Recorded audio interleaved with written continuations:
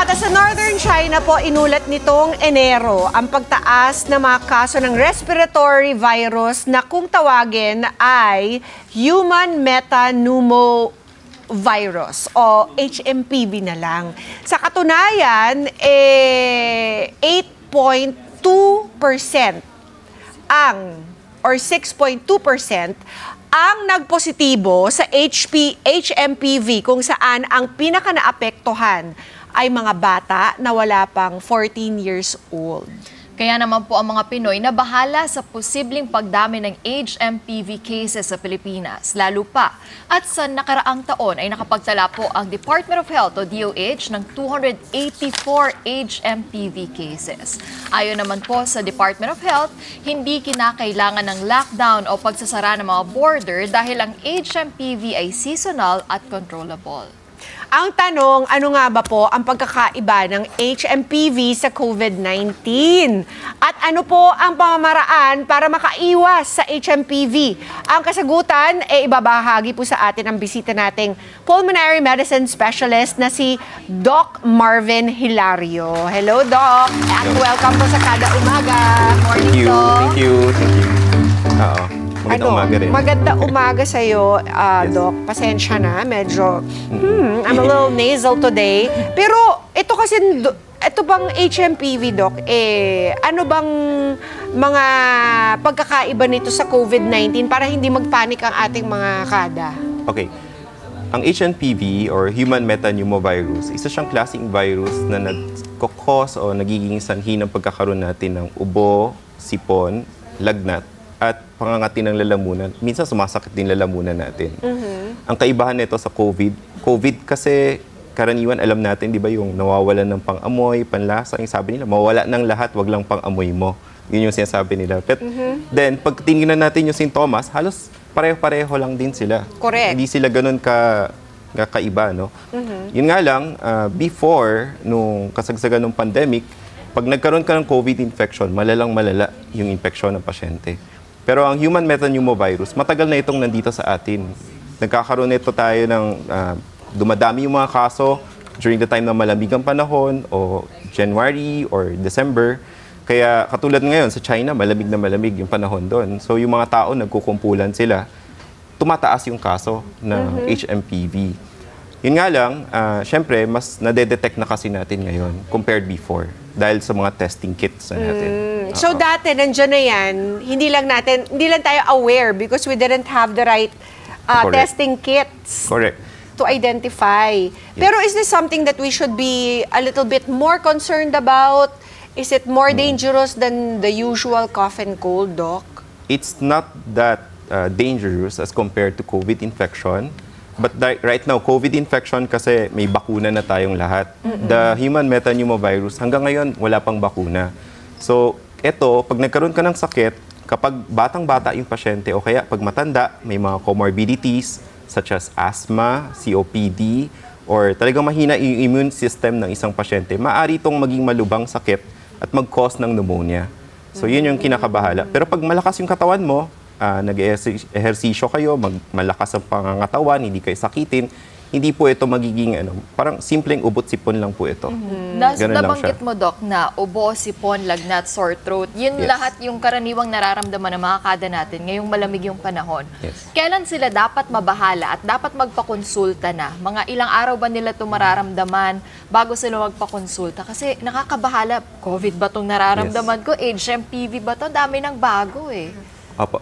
Ang HMPV, pag nagkaroon tayo ng ganitong klaseng infection, just like yung mga flu infection natin, self-limiting siya. So kahit na hindi tayo mag-take ng any antiviral or any antibiotics, hindi po kailangan antibiotics pag may HMPV. Binibigyan lang natin ito ng mga supportive treatment and usually nawawala na yung sakit natin pagka natapos ang isang linggo. Pero kung sakali na umabot na 5 araw, mag-iisang linggo na, naglalagnat pa rin kayo na naglalagnat, nahihirapan na kayo huminga, tapos yung ubo nyo ngayon, iba na yung kulay ng plema. Karaniwan puti lang pero pag nagiging dilaw, nagiging kulay green na yung plema, marami na pong lumalabas, nahihirapan na kayo huminga, ito na yung pagkakataon na dapat magpatingin na kayo sa doktor. Ano pong magiging medication for this bilang virus po ito? Kung viral illness lang po, Ang common medication, yung mga pag nilalagnat po kayo, pwede kayo mag-take ng paracetamol. Okay. Mga over-the-counter medication para sa mga ubot-sipon. Home remedies, pwede kayong mag-ano ng luya. Yung ginger tea, salabat, yan. Pwede po yan. Yun po ang mga pwede nang gawin para mabawasan lang yung sintomas po ninyo. So there's really no treatment for this. It's just More treating on the supportive, symptoms. yes, Oo. more on supportive treatment. Okay. Doc, and paano po maiiwasan to? The same way we try to prevent a cough and a cold, right? Alam na natin to, yung mga health protocol na naituro sa atin ng COVID, paghuhugas ng kamay, di ba? Face mask. Face mask. Ang dapat well ventilated, especially kapag merong may sakit sa bahay. Tama po kayo dyan. Kung meron man naituro ang COVID pandemic sa atin, ito yung paano natin maiiwasan yung pagkalat ng sakit. So kapag kayo mismo ay may nararamdaman na pong ubot-sipon, kung hindi nyo maiwasan na pumunta sa mataong lugar, magsuot po kayo ng mask. And ugaliin po na naguhugas po kayo ng kamay parati. Pagkatapos pong, kunyari, bumahing po kayo, gagamit po kayo ng panyo o kaya ng tissue. Tapos ito po, itinatapon nyo po yung tissue sa basurahan, ganyan po. Tapos hugas po ng kamay. Alcohol, kung nasa labas po kayo, wala kayong mahugasan, pwede kayong mag-alcohol po. At pag-iwas po sa mga kulob na lugar na hindi masyadong maganda yung ventilation. So, kung kayo ay sakitin, for example, kayo po ay may uncontrolled diabetes o may asthma po kayo, o kaya meron po kayong mga COPD, yung ibang patients na may cancer, kung kaya nyo naman po umiwas... Sorry, Doc. Ano po yung COPD? Chronic obstructive pulmonary disease. Ayun. Sa mga viewers natin na malakas manigarilyo, mabilis kayong hingalin, maaring meron kayong ganitong sakit na COPD. Kung mahina yung baga ninyo at sakitin po kayo, kung lalabas po, pwedeng pati ikaw mag-mask ka na rin para hindi po kayo mabilis mahawa. Doc, Yun po yung itong HMPV, meron bang edad na talagang tinatamaan ng ganitong sakit? Lahat Particular ng age? tao pwedeng tamaan ng HMPV. Bata or matanda? Correct. Bata or matanda. Sa mga pag-aaral, yung mga bata, pagdating nila ng before 14 years old, mga around 5 to 15%, nakikita na nila may HMPV infection na sila before. So, lahat po tinatamaan ng HMPV pag nahawa po kayo. Pero, ang nagkakaroon na po ng matinding sakit ay yung mga pasyente na mahina yung katawan. Such as yung masyadong bata na hindi pa fully develop yung immune system. O matandang-matanda naman na mahinang-mahina naman ang immune system. Yun po yung mga... Doc, remind us nga once again kung paano mapapalakas ang immune system. Pagpalakas ng immune system natin, dapat may ehersisyo po kayong ginagawa. Regular po ito. Kung hindi nyo po kaya yung nire-recommend na 15 minutes na 3 times a week, kahit 5 minutes po every day, malaking tulong na po. Ayun. Saglit lang po ang 5 minutes. Kayang-kaya nating gawin. Kaysa mag-elevator po kayo paakyat, maghagdan po. Kanina, umakyat ako dito, naghagdan po kami. Yes. Hindi kami nag-elevator. Ako rin, so, Doc. magandang exercise po yun. Pag isang floor lang naman, kaya yun na yan, guys. Yes. Yan po. Exercise po, kumain ng tama. So, umiwas po sa mga junk foods. Yung mga whole foods po yung kinakain natin. Bawasan po yung mga processed foods po. Kaya kumain ng prutas kada araw, pagtulog po ng maayos po, no? 8 oras. Kaya sana, no? Mahirap ngayon. Sana. Natatawa lahat. Sana, Doc, sana. Sana, yun. Oo. Yung mga mommies natin parang, ano yung 8 hours? Pero kailangan At least yung pa rin yung goals. Yes. Tapos po magpabakuna. Although walang bakuna ang human metapneumovirus, currently may mga bakuna po tayo for flu. For COVID, may bakuna. At yung RSV, may bakuna na rin po ngayon. Ano po yung RSV? RSV is Respiratory Syncytial Virus. Sa ibang bansa, katulad sa US, may tinatawag silang quad infection. So ito yung RSV, the Mycoplasma, the influenza, and even the COVID. Tapos pati yung isa pa yung sa human metapneumovirus. So pare-pareho silang viruses, halos pare-pareho yung sintomas nila, pero halos nagsasabay-sabay silang lahat ngayon. Dahil sa panahon, nagkukumpulan yung mga tao, lahat malamig, gusto nila, nasa loob sila ng bahay, nakasarado yung mga bintana, so mabilis kumalat ang infeksyon. Nakukulo. Tapos, aalahalahanin natin, di ba, Doc, halimbawa, binigyan ka ng flu shot. Yes. 'Di ba? Hindi agad-agad 'yun mag-effect, 'di ba? It's gonna take a couple of months Opo. So, dapat siguro, bago pa lumamig yung panahon, magpa-flu virus na tayo. Correct. Diba? Ang flu vaccine po, binibigay every year. Flu virus. Flu Flu vaccine. Flu vaccine po, binibigay. Virus? Wag na yung for virus. Sinadya. Yun. Every year. Every Every year. year Meron po po ba yan. kayong parang kung kailan dapat? Merong month? Before the flu season dapat. Sa atin, ang flu season natin, mas marami ang cases ng flu during mga around May and June. Kasi yan na yung tag-ulan na eh. So pag nagtag-ulan na po, June, July, syempre yung mga tao, wala naman gustong lumabas pag malakas ang ulan, di ba? Lahat sila nasa bahay. So mas matindi yung hawaan during that time. So lumalabas po yung mga bagong bakuna ng flu, dinidevelop po yan kada taon. Ang labas po niyan is around March and April. Ayan na. So bandang So, March and dapat doon. April, puntahan nyo na po yung mga doktor po ninyo. Sa mga barangay, meron din pong ibang mga piling barangay na nag-offer ng libreng bakuna for flu. So dapat magpabakuna po kayo. Baka naman, barangay. Kasama Magpavaksin naman naman po kami. kayo, di ba? Okay, Eto. at this point, marami tayong mga gustong i-test kay Doc kung ito ba'y true or false, fact or fiction. So meron tayong mga ilang paniniwala dito.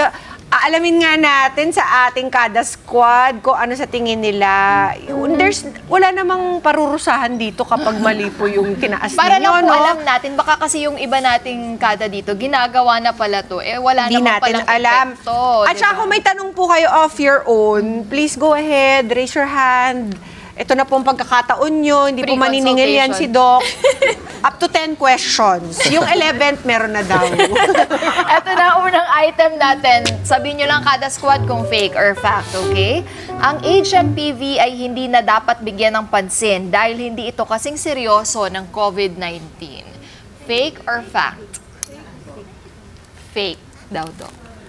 Dapat bigyang pansin ito. Tama. Na kahit na sabihin natin hindi ito kasing seryoso ng COVID, maaari pa rin ito magdulot ng malubang sakit kung kayo ay may comorbidities, yung mga nasabi ko kanina, or mahina ang immune system ninyo. Very good, kada Galing ng kada squad. Nakikinig. Ito, next. Fake or fact? Ang HMPV ay hindi kailanman magdudulot ng outbreak. Ano sa tingin nyo? Is this a fake or fact? Hindi magdudulot Hindi ng magdudulot? outbreak? Is it a fake, Doc? Oo. I wouldn't say na hindi magdudulot na outbreak. Remember yung human metapneumovirus, matagal na po itong nasa paligid natin. No? It just so happened that after the COVID pandemic, kaya nang matest itong human metapneumovirus na ito. So maaaring nagdudulot na siya ng outbreak before, hindi lang natin alam. Pero kasi dahil hindi siya nakakamatay, no? Hindi siya nagko-cause ng serious illness masyado, hindi siya masyadong napapansin. So tama kayo! Very good again! Ito naman, third, ang mga hayop ay maaaring magdala ng HMPV. Fake or fact? Fake daw, Doc? okay. Medyo gray ito, no? Pwedeng fake and fact. Kasi nga, since matagal na yung virus sa atin, hindi katulad ng mga COVID, yung mga pag-aaral doon, parang hindi masyadong masabi kung saan talaga nanggaling. Pero sabi nila, yung mga ibang research, sinasabi na galing ito sa mga ibon daw. Pero I don't think naman na yung ibon na yan ay magkakos ng sakit sa'yo. No? Parang, so mahirap masabi as of now. So pareho siyang fake and fact. Naku, baka mamaya mass destruction of ibon, di So, ba? mga kawawa yung mga Kawawa ibon. naman yung mga Hindi naman po. Okay, next. Ang mga taong walang sintomas o asymptomatic ay maaari pa rin magdala ng HMPV sa iba. Fact, sabi nila, Doc. Opo. Ang HMPV, nakakahawa siya. Mas nakakahawa ito once na meron ka ng sintomas. Droplet kasi yung transmission. So during the time na incubation, na sa iyo pa lang yung virus, hindi pa po kayo Selfish mahahawa pa. ng iba. Opo. Akin muna to Yes. hanggang lumabas yung sintomas. At pwede na akong manghawa pagkatapos. Very good. You did it. galing. Ano mga perfect score yung kada squad Last natin, one, oh. tingnan natin ito. Ang HMPV ay mas mapanganib kaysa sa ibang respiratory virus. Mas Fake or mapanganib fact? nga ba? Fake or fact? Fake daw, Doc. Fake, Doc? Tama po. Fake po siya. Yeah! Perfect score! Diba? Dito na tayo kaysa naman COVID-19. Pero wala na lang, mama. Wala na lang virus. Tama. Diba? Meron pa po ba kayong karagdagan na May tanong po advice? ba kayo? Mami, nakakunot ang noo mo. Baka parang gusto mong Magpa-consult. magtanong. Wala naman. Wala naman. Sa mga anak niyo po ba, inuubo ngayon? Wala naman. Ay, ang galing nyo. Dapat talaga mag-ingat lang din talaga sa ating kalusugan, Dok. Meron ba Yes. kayong dagdag payo sa ating mga kada? Yun lang, ugaliin lang na maghugas parati ng kamay po, para makaiwas po ng transmission ng virus at pagkukuha ng virus din po. So yung kunyari, hindi po kayo nakahugas ng kamay po kaagad, iwasan din po hawak ng hawak sa ilong, sa mata, sa mukha din natin. Tapos kung hindi po maiwasan na pumunta sa mataong lugar, magsuot na lang po kayo ng mask para hindi po kayo mahawaan din. At hindi rin po kayo makahawa kung kayo ay may sakit din po. Yun lang po. Tama. At kapag meron ng konting sintomas ang inyong mga anak, huwag nyo na pong papasukin sa school kasi nakakahawa pa ng inyong mga kaklase, di ba? Dumadami pa ang may sakit. Maraming salamat, Dok. Opo. Thank you din po. Pagbisita sa amin at pagbabahagi ng impormasyon. Dok, kung may gustong bang magpakonsulta, saan kayo pwedeng mahanap ang inyong clinic? Sa Chinese General Hospital po ang kliniko po. Sa Chinese Gen po, meron po tayong respiratory panel as well na pwede nating ma-detect yung mga human metapneumovirus. Yes. yung Maraming salamat, Doc Marvin. At mga kada, mahalaga po talaga ang patuloy na pag-iwas at pagsunod ng mga health protocols. Memorize nyo na yan dahil sa COVID.